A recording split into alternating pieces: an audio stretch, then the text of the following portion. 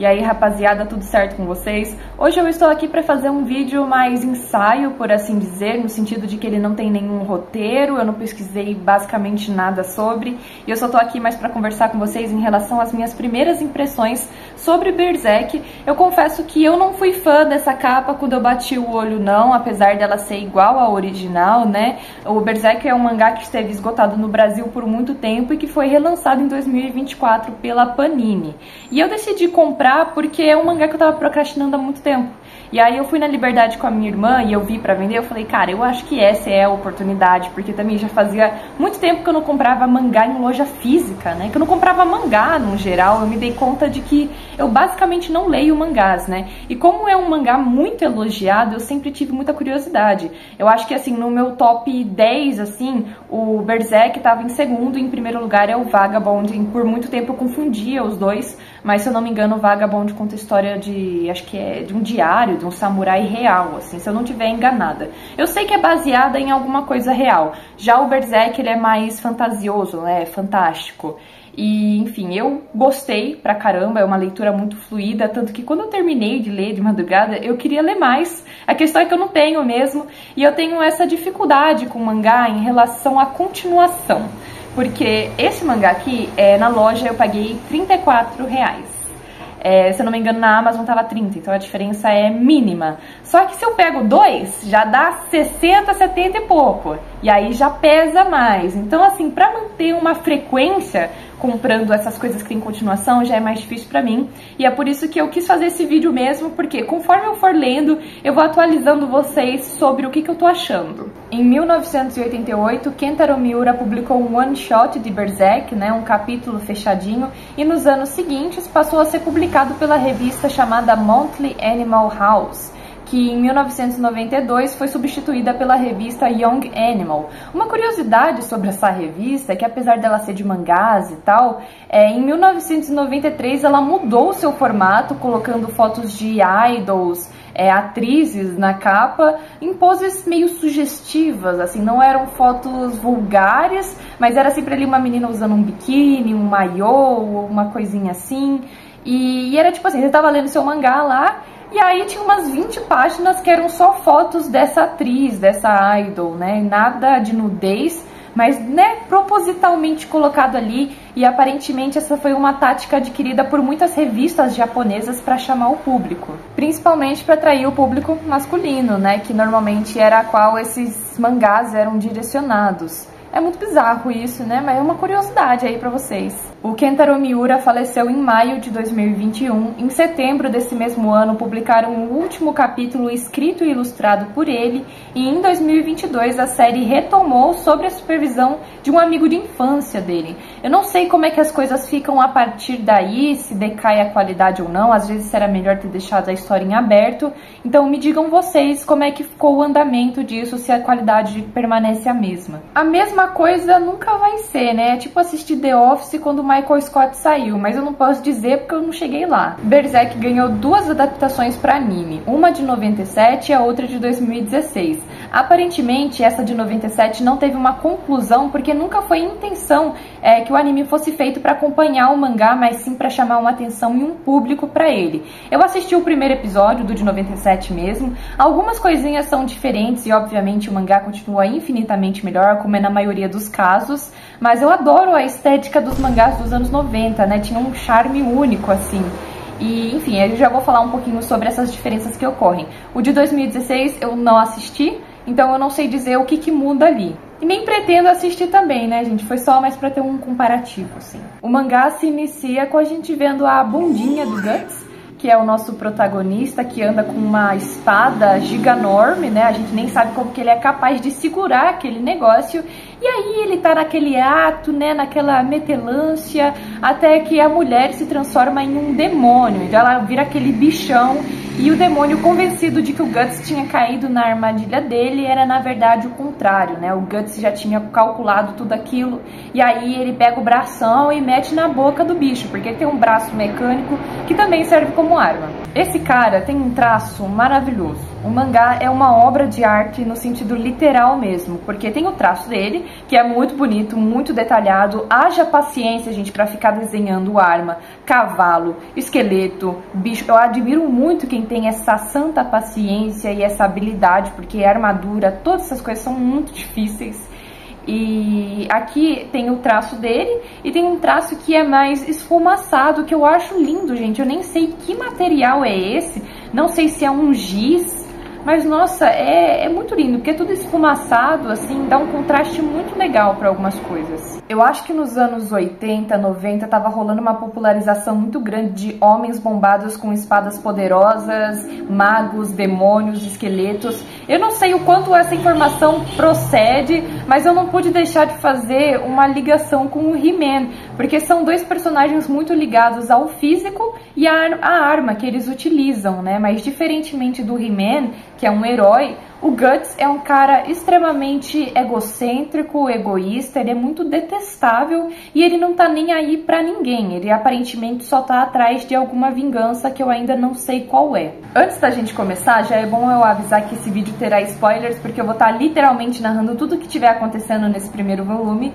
conforme eu vou dando a minha visão sobre. Nesse primeiro capítulo, O Espadachim Negro, acompanhamos Guts adentrar um vilarejo e logo de cara ele percebe que tem alguma coisa de errada, porque tem uma carroça cheia de crianças e mulheres sendo escoltadas por soldados. E lá pra frente a gente descobre que o dono desse vilarejo e um rei muito poderoso que tomou domínio sobre esse lugar fizeram um acordo. Então todo o povo desse rei poderoso, eles podem fazer qualquer coisa que eles quiserem, agindo de forma completamente inconsequente, né? Então eles acabam dominando esse povo. E aí quando o Guts chega num bar, esse povo do Castelo Ko, que eles falam, estão torturando um elfinho, estão tentando acertar uma faca nele e ninguém pode fazer nada sobre, porque senão sobra pra eles, né? O Guts já chega no dono do bar e fala assim: meu amigo, você vai me desculpar, mas eu vou fazer uma bagunça aqui no seu bar, né? Dá umas moedinhas pra ele e simplesmente começa a maior matança de todos os tempos. Ele mata todos os soldados do Castelo Coca, eu acho que eu falei Coque, mas é Coca, tá?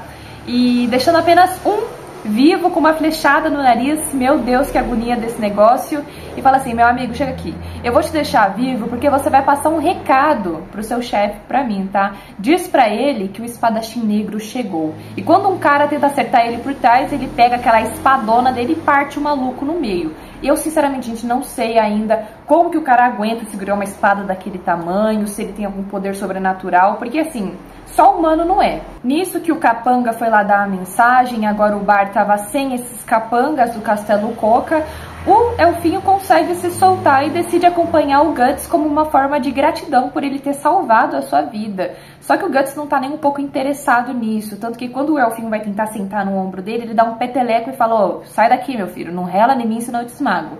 Só que o elfinho tá tentando aconselhar ele, fala: meu amigo, some daqui, porque senão os guardas vão te caçar. Inclusive, é o próprio elfinho que fala sobre esse possível acordo entre o senhor daquele vilarejo e o rei poderoso. O Guts andou e cagou, dito e feito, foi pego pelos soldados e torturado por um bom tempo na tentativa de que ele soltasse alguma informação, porque do nada chega um forasteiro no vilarejo, matam os capangas do Castelo Coca e agora quem vai sofrer as consequências disso é o povo, ou então o próprio senhor das terras, né? Tá lá o Guts sendo torturado até que chega o senhor, o dono dessas terras, né? Pra conversar com ele sobre, cara, você tem ideia das consequências que você vai trazer pra esse povo? E aí o Guts, sendo Guts, dá aquela zombada da cara dele, falando assim: ó, e esses soldados aí, estão aí pra proteger ou são espantalhos? E quando você diz salvar o povo, você quer dizer salvar a própria pele? Deixando o velhinho, ó, irritado, ficou puto da vida. E nesse diálogo a gente descobre que esse rei,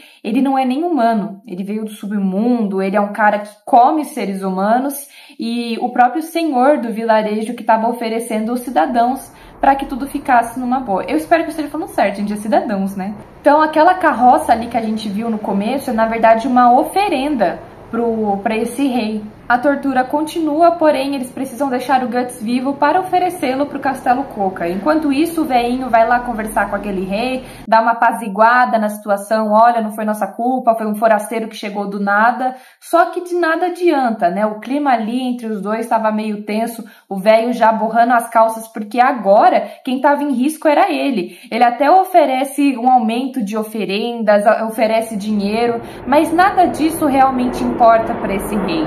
Ele é basicamente a personificação do caos, ele só gosta de ver tudo em chamas porque é divertido e porque ele se sente superior aos seres humanos. Antes de continuar com o vídeo, caso você goste do canal e de conteúdos assim e queira apoiar financeiramente, você pode estar apoiando na Catarse a partir de R$5 mensalmente, podendo cancelar a qualquer momento, ou então fazendo Pix a partir de R$1 pelo Live Pix e ainda podendo deixar um recadinho. Dito isso, bora prosseguir. Enquanto isso, tá lá o Guts deitado, né, jogado no chão de uma cela, enquanto ele avista uma criatura muito bizarra que começa a se aproximar. Essa parte é muito agoniante porque ele não consegue mover o corpo e o bicho vem chegando perto, até que aparece o elfinho. Deixa esse avião passar! Enfim, o elfinho traz a chave para abrir a cela e até mesmo cura alguma das feridas de Guts. E os elfos têm muitos poderes, ele explica que eles conseguem sentir os sentimentos dos seres humanos e até mesmo trazer felicidade. Mas quando ele tenta sentir o que está rolando ali com Guts, são tantos sentimentos, uma mistura de tantas coisas, de raiva, tristeza, que ao mesmo tempo ele não sabe dizer o que é. E é nesse momento que ele percebe que tem uma marca no pescoço do Guts, né, que ele fala que é um estigma, é algo que aparentemente atrai os demônios, mas a gente não tem nenhuma informação sobre o passado dele ou como ele adquiriu isso. O Guts constantemente fica dizendo que as pessoas que morrem em lutas alheias é porque já não eram aptas a viver de qualquer maneira, que quem não sabe se defender já não merece a vida. Ele parece ter um tipo de revolta contra tudo e todos, ao mesmo tempo que um remorso muito grande de alguma coisa que eu não sei. Quando o elfinho questiona do porquê ele ter salvo ele, o Guts começa a tirar sarro, começa a rir da cara do bichinho e fala, nossa, quem que arriscaria a vida por conta de um inseto? Muito filho da puta, assim. E o elfinho vai embora. Eu ainda sinto que o Guts vai se ferrar muito por esse tipo de atitude, até porque ele parece enxergar bondade como uma forma de fraqueza, quando na verdade até mesmo ele precisa disso. Só que como eu ainda não sei o que causou, é algo que me deixa muito curiosa também. Lá fora, o vilarejo tá um caos, fogo pra todo canto, morte pra todo canto. Aquele reizão realmente decidiu exterminar com toda a vida naquele local. E é de uma pilha de cadáveres que surge o Guts e começa a combater todos os soldados que vão pra cima dele e eventualmente aquele reizão que se finge de morto, mas na verdade ele se transforma na sua forma real. E aí ele, né, dá umas rabadas ali no Guts. Eu não sei como qualquer ser humano teria aguentado isso, porque, meu Deus do céu, me deu dor física vendo aquelas cenas. E aí ele se fingindo de morto, quando o reizão vai comer ele, ele vai lá e, né, consegue dar o golpe final. Eles meio que se aproveitam do quanto eles acham que os seres humanos são frágeis e se aproveita dessa própria fraqueza para se disfarçar. Então ele finge estar abatido, se finge de morto, se finge de ferido, quando na verdade não. Então ele puxa um gatilho e explode o maluco. Só que ao invés de matar ele de uma vez, ele fica dando várias flechadas no corpo do bicho. E essa parte é muito interessante, muito sádica, né? Em que o Guts ele pega algo que o próprio rei esnobava nos seres humanos e joga contra ele mesmo, só que na prática, né? Tem uma parte muito foda em que ele diz: você tem razão quando diz que o ser humano é frágil, afinal morre muito fácil. Imagine se uma criatura frágil dessas fosse obrigada a continuar viva, mesmo cortada, furada ou torturada. Que tal ter um pouco dessa experiência? E aí começa a flechar o maluco, assim, até ele não aguentar mais, não que aquilo vá matar ele, mas só pra torturar mesmo. E aí ele faz uma pergunta: onde estão os 5 God Hand? Não sei o que seria um God Hand. E o bichão responde que ele não faz a menor ideia, só que eles são apóstolos. Ele pede para que o Guts deixe ele vivo, mas isso não acontece e ele morre torturado em chamas. Muito foda, né? Isso é porque eu nem descrevi as lutas direito, cara. Essa é uma coisa, assim, é muito interessante, porque é muita ação acontecendo. E, novamente, eu admiro muito quem desenha cavalo, armadura, esse tipo de coisa. O design desse vilão é muito bom. Adorei esse estilo cobra, largatão, bizarro. Mano, é simplesmente descolado mesmo. E durante esse tempo todo o Elfinho estava observando, tentando ajudar da forma que ele conseguia, e eles acabam se reencontrando em um outro momento quando pegam uma carona com um senhor simpático e sua filha. É muito interessante essa dinâmica entre uma dupla muito oposta, no sentido de que o Elfinho é um ser inocente, é um ser feliz, é um ser frágil em comparação com o Guts, que é um cara perturbado, violento. Então é muito interessante esses dois extremos assim convivendo juntos. Já nesse segundo capítulo, O Estigma, um senhor simpático e sua filha oferecem carona pro Guts num dia que estava chovendo, mas o Guts fica meio relutante porque o senhor é padre e ele diz não ter uma boa relação com padres e porque ele é perseguido por maus espíritos. Mas o padre o convence a entrar de qualquer maneira e ali ele vê uma oportunidade de descansar um pouco também, dormir, e é lá que ele reencontra com o Elfinho que também tinha pegado essa carona. A filha, muito simpática, oferece vinho, dá coberta, eles são super gente boas assim. Só que nisso que o Guts dorme, seu sonho é invadido por um demônio que se manifesta em pesadelos. É horrível aquela cena dele pisando numa flecha apontada assim pra cima, gente, que agonia daquilo. Pra você ver, né, o homem não tem descanso nem quando tá dormindo, nem uma pausinha, um intervalinho, e o estigma dele aqui no pescoço começa a sangrar. E aí a gente descobre que aquela região que eles estão era um antigo campo de batalha em que espíritos revoltados que tinham algo de mal resolvido na Terra se manifestaram novamente, e o Elfinho até sugere para que o Guts vá embora, já que não adianta lutar contra o que já está morto. Mas ele decide ficar ali e começa a massacrar todos aqueles esqueletos. A menina, numa tentativa de ajudar, saindo da carroça, acaba morrendo brutalmente e em seguida ela mesma, já zumbificada, né, mata o seu pai. E essa é uma parte que eu acho também muito pesada, porque no final daquela batalha toda o Guts olha assim pro corpo dela. Eu acho que por alguns momentos ele sentiu culpa, mas quando o Elfinho percebe e tenta aconselhar, né, tentar acalmar um pouco, ele novamente tira um sarro, né, fala, até parece que eu tô culpado por alguma coisa. O Guts é uma pessoa perseguida por esses demônios, aonde quer que ele vá, ele deixa esse rastro de sangue. Então eu vejo esse comportamento dele muito mais como uma coisa de alguém que já se conformou que isso vai acontecer com as pessoas que estiverem ao redor dele, do que de alguém inconsequente, como eu achava no começo. Eu acho que até mesmo esse comportamento meio sarcástico e pá, é uma sede de sobrevivência pela condição que ele está sendo colocado ali. Mas eu ainda não sei o que aconteceu na vida dele para que ele fique desse jeito. Mas é muito interessante acompanhar a história desses personagens, que eles não necessariamente estão buscando fazer o bem. Essa frase saiu meio estranha, mas é porque eu também acredito que tudo isso que ele está fazendo é em prol uma vingança pessoal, já que o outro vilarejo teve milhares de pessoas exterminadas, coisas em chamas, e ele em momento algum tentou reparar isso ou evitar que isso acontecesse.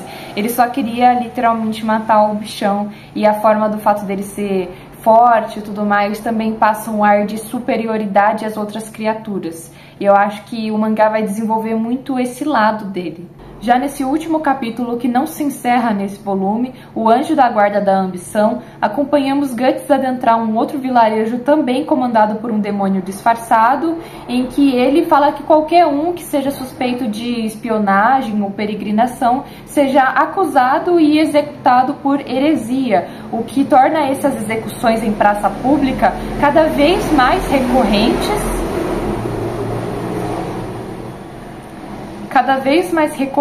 aumentando muito a desconfiança do povo, a insegurança dele, ninguém mais sai de casa, ninguém mais confia um no outro. E aí o Guts chega num momento, uns minutos após a execução de uma jovem, e já causou, né? Já matou o guarda, não sei o que, depois ele mata um general, consegue escapar com a ajuda de um médico buscando vingança, e se encerra por aí. É um personagem bem estranho também, e eu não sei como é que vai ser a continuação disso. Eu também aguardo por um capítulo que ele só esteja, ó, relaxando, comendo, dormindo, porque eu não sei se vocês também sentem isso, mas o melhor exemplo que eu vou conseguir dar é de One Piece. Sempre que acaba um arco muito foda e tal, tem aqueles fillers enormes, mas que é só o Luffy comendo, dormindo, eles conhecendo uma feirinha, um negócio ali. E eu sinto uma satisfação imensa com isso, porque eu fico pensando, cara, imagina se eu estivesse no mar, todos os dia, e aí acontecesse tudo isso, cara, eu ia estar com uma fome, com uma vontade de ficar ali na vagabundagem por muito tempo.